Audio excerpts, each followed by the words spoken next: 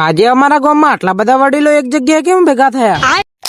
તો જય માતાજી મિત્રો, હવારમાં વહેલા ઉઠીને આવી જઈએ છીએ અમારા રોડ ઉપર, કારણ કે બનાવવાના હતા અમારે વિડીયો. અમે 3 જણા આવી ગયા હતા અમારા રોડ ઉપર વિડીયો ઉતારવા. અને મિત્રો હું વ્લોગિંગ ની સાથે સાથે કોમેડી વિડીયો પણ બનાવું છું. તમે બધા મિત્રો પણ મને એ આઈડી માં પણ સપોર્ટ કરો. વિડીયો બનાવીને આવીને થઈ જઈએ છીએ તૈયાર અને બાઇક લઈને ઉપડી જઈએ છીએ અમારા ગામ તરફ. અમે 4 જણા બાઇક લઈને પહોંચી જઈએ છીએ હોટલે, કારણ કે લેવાનું હતું થોડું ઘણું વસ્તુ લઈને બાઇક સટકાઈ મેલી ગામ તરફ ના આવી ગયા અમારા ગામમાં. અને આટલા બધા વડીલોને ભેગું થવાનું કારણ એ હતું કે દરબાર સમાજ અને ઠાકોર સમાજમાં નવું બંધારણનું આયોજન કરવામાં આવ્યું છે, જેમાં પહેલેથી ચાલતા આવતા કુરિવાજો બંધ કરવામાં આવે છે. રિવાજોની સાથે સાથે ઘણી બધી વસ્તુ એવી સમાજમાં બંધ કરવામાં આવી છે. અને લગ્નમાં થતા ખોટા ખર્ચા પણ બંધ કરવામાં આવે છે. દારૂ, ડીજે એવી ઘણી બધી વસ્તુઓ બંધ કરવામાં આવી છે. લગ્નના વરઘોડા વખતે ડીજે બેન્ડ બધા સદંતર બંધ કરવામાં આવી છે.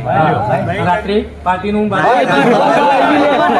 કોઈ દારૂ લેવા ગયો છે તો સીધો સમાજ બહિષ્કાર કરશે. એના ઘેર જવું નથી, એનો દેવો તો બંધ ના માણસ પછી તો ગમે તે જોણ કાયદાકીય કાર્યવાહી કાયદાકીય કાર્યવાહી કરવામાં આવશે. અને કોના કોના ગામડાઓમાં આ નિયમો લાગુ પડી ગયા છે તે કમેન્ટમાં જરૂરથી કહેજો. સમાજમાં જે નવું બંધારણ બનાવવામાં આવ્યું છે તે સારું કાર્ય છે કે ખોટું કાર્ય તે કમેન્ટમાં જરૂરથી કહેજો. અને ત્યાર પછી અમારા ગામની બંધારણીય મીટિંગ થઈ જશે પૂરી. અને મીટિંગ પૂરી થતા તમે બાઇકો લઈને બધા લોકો પાછા આવી જાય છે ઘર તરફ ને દેખાઈ જાય છે અમને મહાભૂખ.